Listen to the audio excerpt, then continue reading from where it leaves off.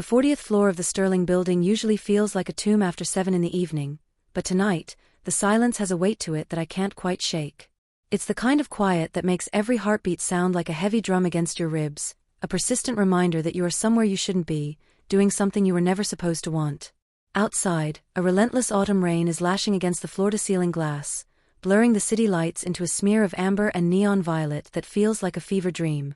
The air in Isabella's office still carries the ghost of her presence, a sharp, intoxicating blend of expensive sandalwood and the faint metallic edge of the rain she brought in with her earlier. I hear the rhythmic, predatory click of her heels on the marble floor before I see her. It's a sound that has dictated the rhythm of my life for 2 years, a sound that usually means business, orders, and a distance as vast as the ocean. When she finally enters the hallway, the icy blonde hair I've spent countless hours admiring from a distance is perfectly pinned, not a single strand out of place, a testament to the steel mask she wears for the world. She doesn't look at me at first, she simply stares at the elevator doors, her profile sharp and beautiful against the dim hallway lights. The suffocating silence returns, but this time, it's different. It's charged with the static of everything we've never said. I stand 2 paces behind her, clutching my tablet as if it were a shield, but no amount of professional armor can protect me from the scent of her. It's a fragrance that feels like a secret, a private invitation to a woman who doesn't exist for anyone but me in these late-night hours. I can feel the danger of the moment, the way my own pulse quickens just by being in her shadow. We are the only 2 people left in this tower of glass, and as the elevator dings, the sound feels like a starting pistol for a race I'm not sure I'm ready to run. I follow her into the small confined space of the glass car, the doors sliding shut with a finality that feels like a trap. The Sterling building has never felt so small, or so dangerous, as it does when I am forced to stand so close to her that I can see the slight rise and fall of her shoulders. She is the sun and I am the moon, caught in an orbit that is slowly, agonizingly, pulling us closer to a collision that will leave us both in ruins. I know that if I speak, the spell will break, but the silence is even more treacherous, a vast canvas where my most forbidden thoughts are being painted in high definition. I am just her secretary, the woman who manages her life but knows nothing of her heart, yet in this moment, the titles we wear feel like paper-thin lies. Every day is a masterclass in restraint. In the daily routine of the office, we have a dance that we've perfected over 2 long, agonizing years. I hand her the coffee, she takes it without looking up, I provide the files, she signs them with a sharp flick of her wrist. It is a choreography of cold efficiency designed to mask the electric subtext that has been humming between us since the first day I walked into her office. I remember the accidental touches, the way her fingers would brush mine over a quarterly report, sending a jolt through my system that I had to hide behind a mask of professional boredom. She is a master of that mask, a woman who uses her authority like a weapon to keep the world at bay, yet I've become an expert at reading the cracks in the steel. I've seen the way her icy blue eyes linger on me in the reflection of the glass when she thinks I'm occupied. I've noticed the way her voice softens, just a fraction of a decibel, when she calls my name in the quiet of the late afternoon. These are the crumbs I live on, the tiny signals that keep me tethered to her side while the rest of the world sees only a ruthless CEO and her dutiful assistant. We are currently descending through the heart of the city, the glass elevator offering a panoramic view of the storm-drenched streets below, but my world is restricted to the 4 feet of space inside this car. I can see her reflection in the glass, her gaze fixed on the digital numbers counting down the floors. She looks untouchable, a goddess of industry and iron, but I can see the tension in her jaw, the way her hand is gripped tightly around the handle of her leather briefcase. I wonder if she feels it too, the way the air in here seems to be thickening, turning into a heavy, syrupy substance that makes it hard to breathe. I wonder if she remembers the night we stayed late for the merger, the way the moonlight hit her desk and for a second, just a second, she looked at me like she wanted to tell me everything.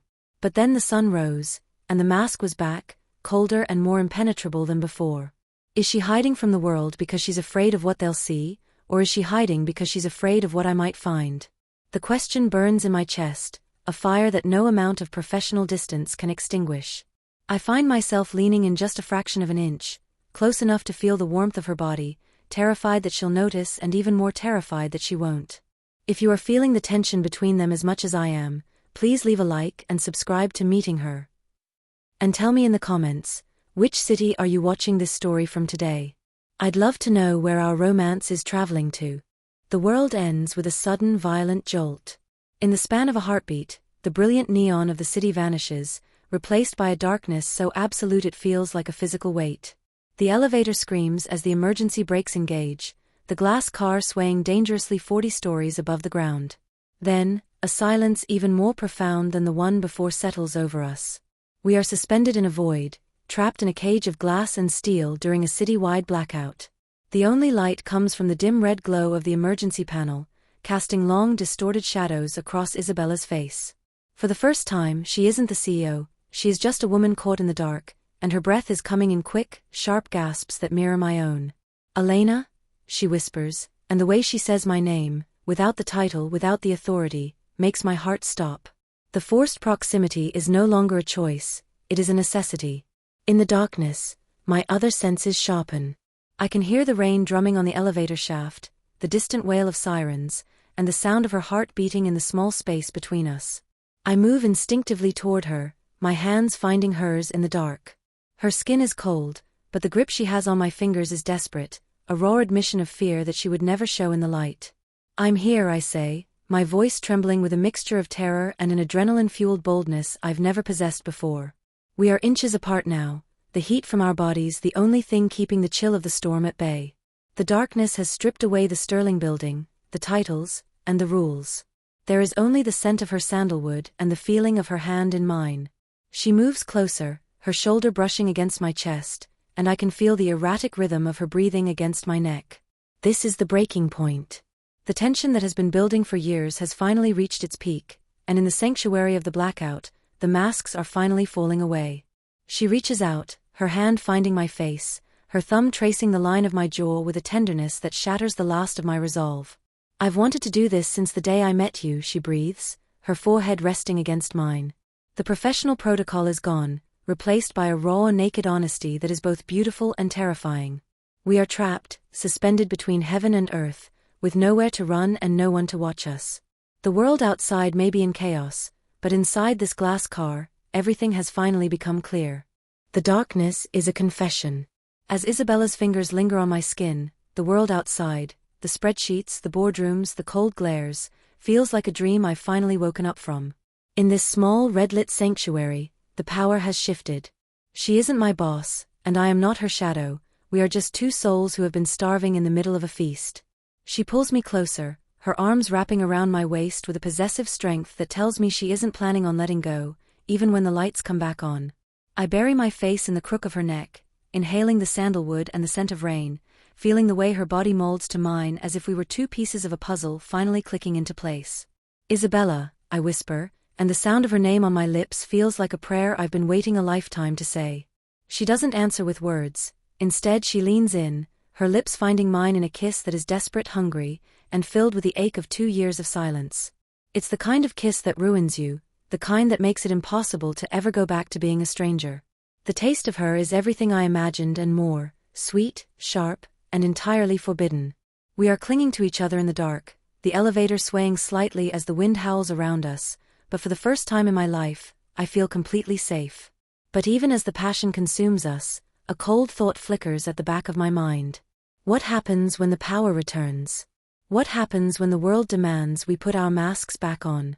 Can we ever return to the Sterling building as if this night never happened, or have we just burned down the only life we knew?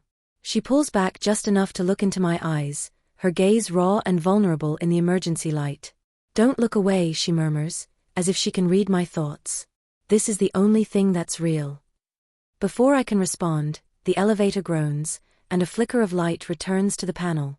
The world is coming back, and with it, the weight of our roles. The cliffhanger isn't whether we'll be rescued, it's whether we'll survive the rescue. As the car begins to move again, Isabella takes a step back, her fingers trailing away from mine, her eyes never leaving my face. The silence is back, but it's no longer empty, it's a promise of the war to come. This was only the beginning. If you missed the other stories on the channel, click on the video appearing on your screen right now. And get ready, because the next meeting will be even more intense. See you soon.